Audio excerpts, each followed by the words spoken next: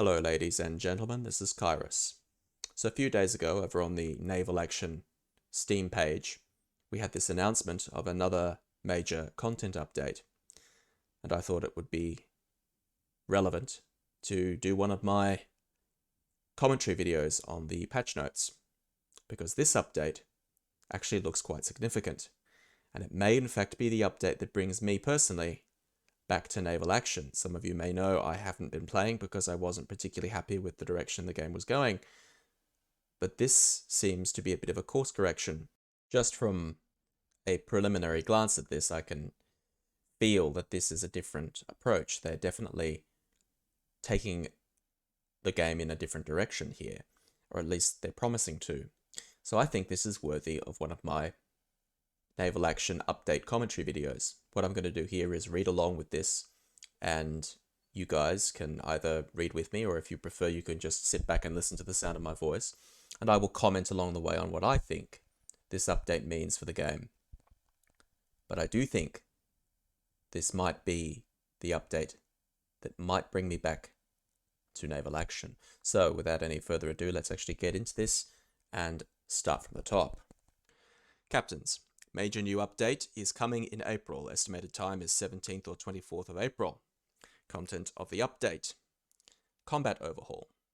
Previous combat model balance. Early on, and until now, we balanced the game to give lighter ships a lot of chances against heavier vessels. Many still remember Snow's sinking a first rate. Oh yes, we certainly do. In the last combat improvement patch last year, we tried reducing the HP differences between line ships and light ships even more, thinking it would make it easier for new players to participate in PvP. We then had also reduced the ability to tank damage with thickness, thinking that it would allow new players to get damage output easier. Since release, we also balanced planking hit points of ships for 4 broadsides to destroy planking with base wood when fighting the same ship, which was wrong, as balance should have been done for the main role of the vessel. 4 broadsides to destroy planking did line battles. I think they mean did in line battles, especially with thickness removal. I should say right off the bat, I do not believe that these developers speak English as their first language. I think they're a Ukrainian developer, if I'm not mistaken. And so obviously there's a few typos here, but that's fine. I can work around that. In addition to that, 4 broadsides made other areas and types of ammo somewhat less used. Why wait for a skill shot into the stern, or why try to disable other areas? This balance also did not consider the skill level and complexity of achieving perfect rakes, etc. It did not give the ability to tank against the semi-competent gank squads. I like that, gank squads, which was especially reduced by removing thickness influence. Well, yeah, exactly. That's exactly what we were, what we noticed right off the bat. So that's good that they've recognized that there. In reality, balance was not achieved. With narrower difference and lack of thickness, it became even easier for veterans and harder for new players. Not having the ability to tank with something made all ships squishy as well. Now this whole section here immediately got my attention, because this is a rare example in the modern gaming scene of developers actually admitting to a mistake, which I very much appreciate. You don't see this very often anymore, where they basically come out and say, we tried something, we thought it would make the game better, and it wasn't. It was a mistake. I respect that. This is good. So this right away had my attention when I started reading through this. I thought, oh, another Naval Action update. What have they done this time? And immediately I noticed a difference of tone here. So this is good. This is really good. They've identified correctly the problem, and they've recognized that they took the game in the wrong direction in this respect. So kudos to them for admitting that they tried something that didn't work out. So let's actually scroll down now and see what what the solution might be. They say here, combat overhaul should have been done differently. Many players tried to point that out early, and that I appreciate that. That's really good. So there's a little nod there to players like myself. I will flatter myself here, who did warn right from the bat that this isn't a good idea. So thanks for that. I appreciate the honesty there. So let's go on. Main themes of the combat rebalance. So this is obviously where we get into the meat and potatoes of the update. Ships of the line. Ships of the line should be balanced for line combat and multiple enemies. Light frigates and lower level vessels should be balanced for solo or small group action. Agreed. Ships of the line will tank significant amounts of damage by their broadside and should not worry about focus fire from large numbers of enemy ships, at least for some time. Ships of the line should not expect fast 1v1 battles when fighting other ships of the same class unless they use skill shots or other critical damage, disabling the enemy by other means. Ships of the line should not worry about multiple ships 2 levels below them and consider them a minor threat. I absolutely agree. We all know the feeling of the snow ganker, and of course, if you know anything about naval history, smaller ships, snows, sloops, brigs, did not engage capital ships. There was actual literal British Navy doctrine expressly forbidding captains from engaging larger ships. And Lord Nelson was actually unusual in that he did risk attacking bigger ships, and he wasn't supposed to be doing that. You do not take on a first rate with a sixth rate. And I would like to see changes to the game to reflect that, and also it would make things a lot less frustrating for people. So this is good. This is identifying a problem that needs fixing. Let's continue. To achieve that, the number of shots to destroy planking of the same ship on average for base wood is being increased depending on class. Line ships' planking HP will be significantly increased, allowing them to tank damage from the enemy line for some time. This is good. This will make line battles a little bit more tactical and interesting. I like this. Other classes. Super frigates and heavy frigates will also have their side planking boosted. Good. Light frigates will be able to tank with the broadside for a short time. Sixth rates and below balance will remain the same. Fast resolution for 1v1 or group battles. This is good. I like this because, I mean, if you're the sort of person who likes sixth rates, you're probably not interested in doing slogging matches anyway. I think this is fine. And also now, if you do, no matter how maneuverable you might be, if you do take on a second rate in, say, a fifth rate, if you make a mistake and you get that broadside, you're going to feel it, which is also very, true to real life. Can you imagine what 132-pounder guns would be like in a ship that's less than 50 feet long? Like, it doesn't even bear thinking about. So I like this. This is good. This is all, so far, so good. So let's continue. Skill shots. Effects of skill shots, for example, perfect rakes. Critical damage to structure through bow and stern will increase. It is not easy to achieve a perfect rake, but now it will be worth it to wait for the stern or for the bow rake, even for 2 to 3 reload cycles. Reload penalties from switching the ammunition type will decrease significantly from 30 to 5%. That's quite a change. Damage to masts using chain shot on full sails will increase.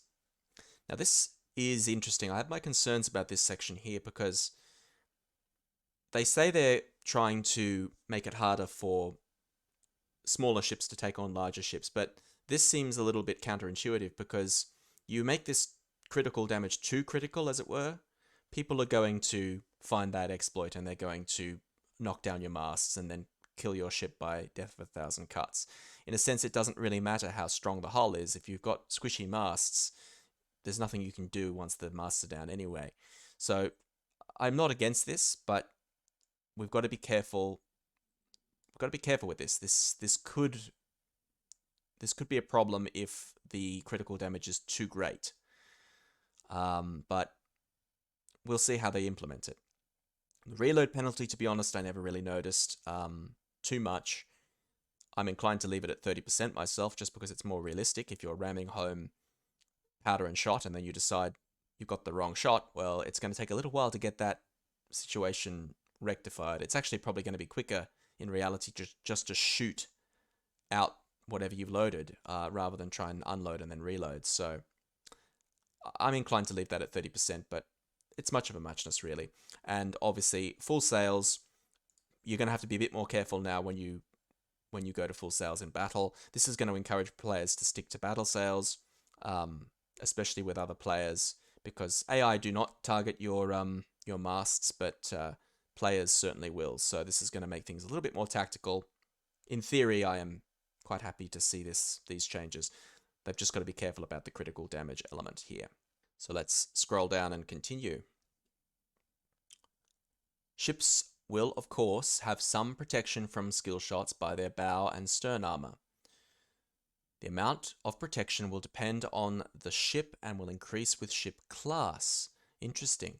First rates can tank several full broadsides by stern and bow armor. Light ships will be able to hold only one.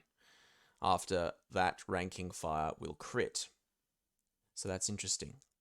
Skill shots against much higher classes of enemies will be hard. Ships 3 classes lower than you won't be able to crit at all unless they have precise group fire control. Again, this seems to be trying to make first rates less vulnerable to 5th rates, 6th rates, and so on. I think this is a good change if they implement it correctly. We shall see, but it's really comforting to see them correctly identifying the problem with the game at the moment and the meta. Structure versus planking. Previously, once you lost planking, your structure also took similar time to destroy. In the new model, you tank a lot of damage by planking, but once you lost planking to 30%, it will no longer, what does that say? Mitigate. It will no longer mitigate structure damage, and structure will go down faster than before. This will still allow precision-focused fire by a fleet when taking on the enemy ship of the line. But of course, if you focus on critical hits, you will destroy the enemy faster. Okay, again, I'm not against this in theory, but because historically, of course, one of the best ways to take out a first rate was just to demast it, kill the crew, shoot off the rudder. Like, they're big ships and they take a lot to sink. But they are vulnerable to what they call here skill shots. Let's continue down here. Tactical changes. The changes to planking and structure versus planking balance will increase the importance of tactics and the commander role, especially for heavy ships of the line, even commandeered by the new player. Line ships showing the side cannot be focused out easily by enemy line, and can focus on fulfilling orders of the fleet commander, who will be maneuvering the fleet to cross the line and achieve rakes. Of course, it will still be possible to sink enemy line ships through broadside, but the fleet trying to maneuver into rake shots will have a big advantage. Demasting will also change to allow higher damage to masts by chain of enemy ships sailing at full sails. They mentioned that before. So again, this is good, and it's obviously trying to encourage more tactical line battles, but the only concern I have with this is that if they go overboard and make the hull really strong and the mast really squishy, people won't even bother to shoot at all at the hull, and line battles will just become, a cat and mouse game of shoot the mast. But anyway, we'll see how that goes. This could work quite well, and it is good to see them addressing it at least. Let's continue here. We've got a little bit of number crunching here to do. Well, I'm not going to go over all of this right now. You can read that quickly. Damage output and DPS, gun damage will be changed based on weight of the cannonball. Example, damage table of standard medium guns on the test server. So you guys can pause the video and just have a read of that if you're curious. We've got different poundages and damage outputs there. Importance of heavy guns will drastically increase. Fantastic. The gun balance was completely shot with the last major update that I reviewed. Light ships will be longer tank, will no longer, sorry. Light ships will no longer tank any damage from ships of the line. Role of shooting well from heavier guns will be extremely important. For example, HMS Victory's total broadside weight is 50%, 42-pounder gun deck. So it looks like they're just going to make guns a little bit stronger. They're going to make guns a little stronger. They're going to encourage people to actually bother with their gun meta, making sure they've got the proper guns. So that's good to see them addressing as well. And then we have down here, overall, gameplay on the line ships will change. To resolve the battle, captains will have to maneuver into rakes or wait for enemy mistakes, demasting him with chain at full sails or raking with cannonballs when the enemy shows the bow or a stern. Initial mistakes won't be deadly because you have a good reserve of planking on the stern and the bow. Gameplay in frigates. Frigates will be able to tank some good damage with the broadside, but still will be somewhat vulnerable to large group focus fire. But they will be able to resolve the combat very fast if they are good in positioning into rakes or exploiting enemy mistakes. Gameplay on the light vessels will not change. Captains will only have to watch the broadside health more carefully and never tank with the stern or bow. All captains in all ships will sometimes be using broadside shots to prepare the enemy for bow or stern rakes by trying to destroy bow and stern armor through the side. Interesting. It really does look like they're going for much more of a skill shot meta, let's say, which again could be a problem if they go overboard with it. So that seems to be the big takeaway here so far, that the masts are going to get more vulnerable and the side armor is going to get stronger. That seems to be what I'm getting so far from this. And then we have some boarding changes as well. Due to increase of the role of skill shots in combat, boarding resistance will be introduced. Boarding resistance will be introduced. Let's see what they mean by that. Boarding resistance will significantly reduce all incoming damage for ships on boarding. I think what they mean by that is if you're being boarded, boarding resistance will significantly reduce all incoming damage for ships on boarding. I think what they mean by that is that if you have a boarding action going on, then cannonballs coming from elsewhere in the fleet will be, the damage will be reduced. I think that's what they mean by that. You guys can comment below if you have a different interpretation, but I'm not sure how I feel about that right now. I mean, I haven't had a chance to think about it, but I guess that's a balancing thing.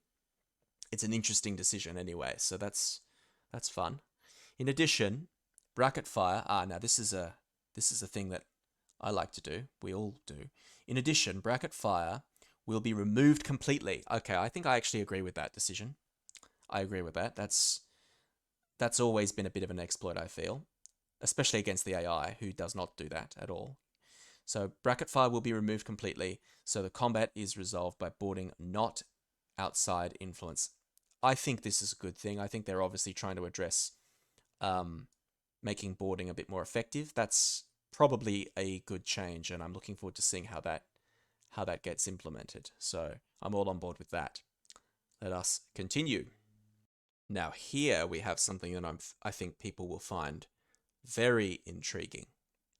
Other key changes. New ships, people. This is good.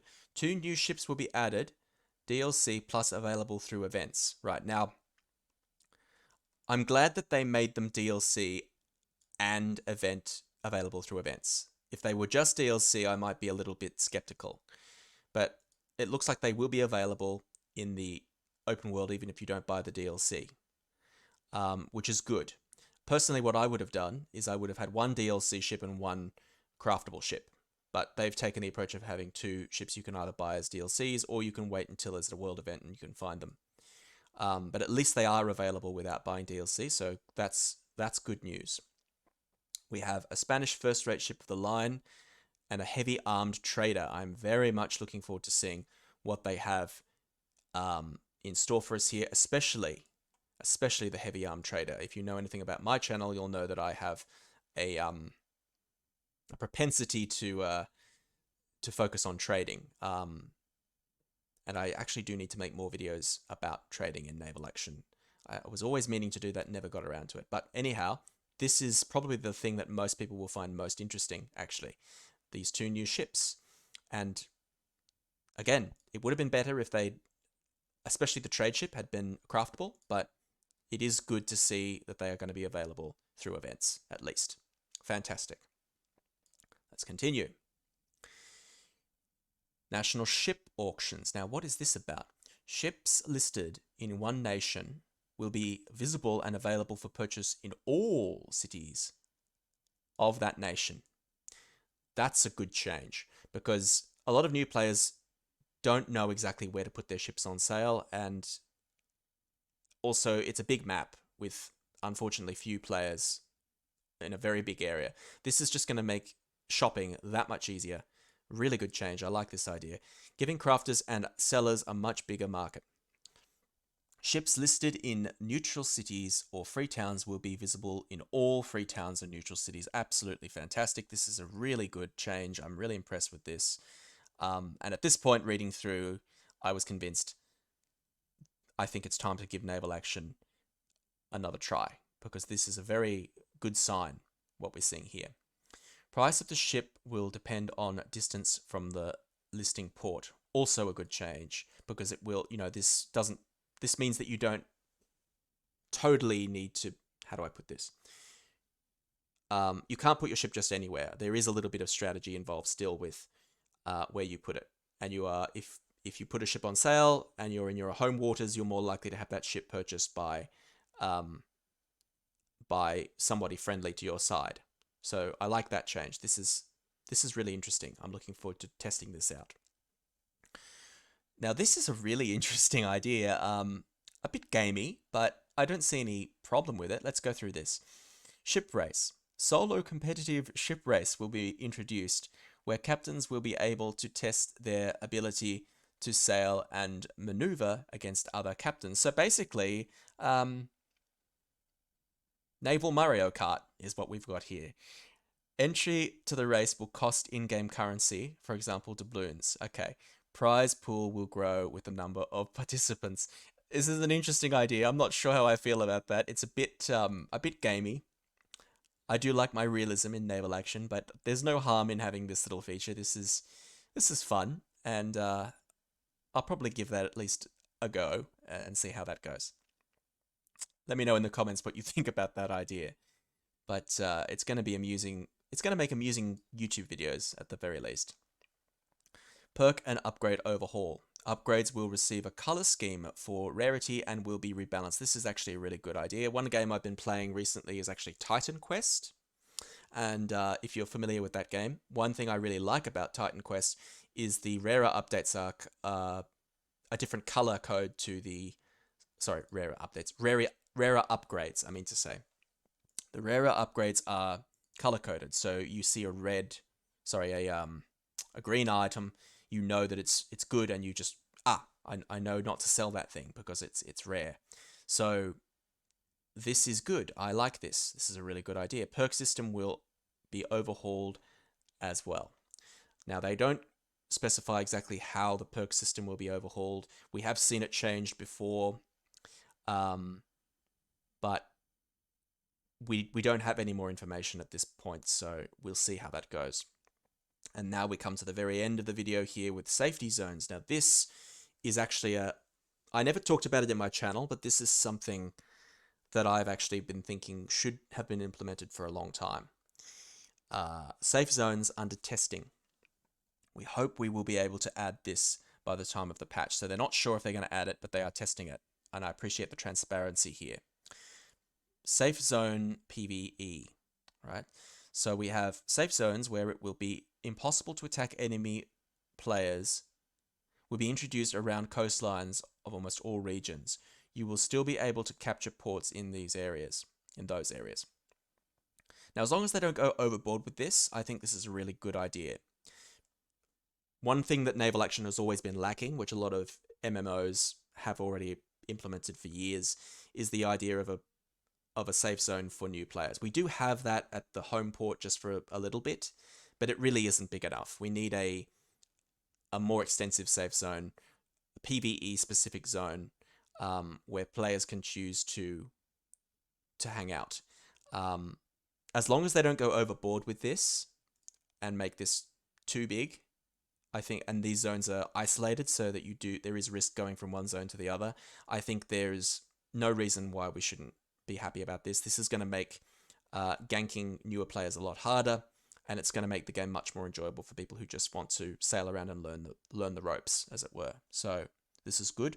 And then we have PvP zones, deep sea away from coastlines. I think they mean SEA.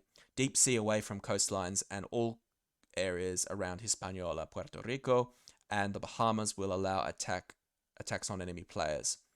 Better sell prices and better loot will be present in NPCs in those locations. This last part here is fantastic because this incentivizes you to not just hang out in PvE zones. So I think, just from a preliminary glance at this whole section, I think this is a really promising sign. And then just to top it off, we have the list is not final and will be updated more within the week. Please let us know if something is confusing or ask for clarification in comments. Posts will be updated based on this feedback, which is a little nod to the community saying, hey, we are listening to you.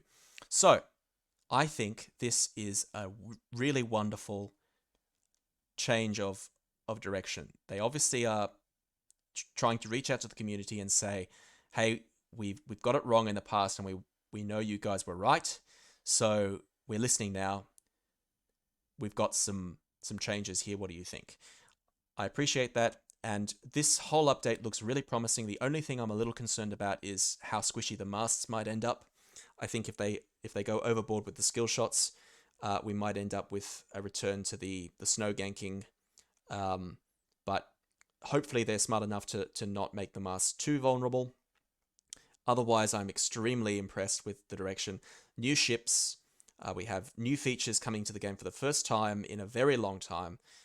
This, for me, is the update that has convinced me to get back into Naval Action, or at least attempt to get back into Naval Action, and perhaps make some more videos focused on the game in the future.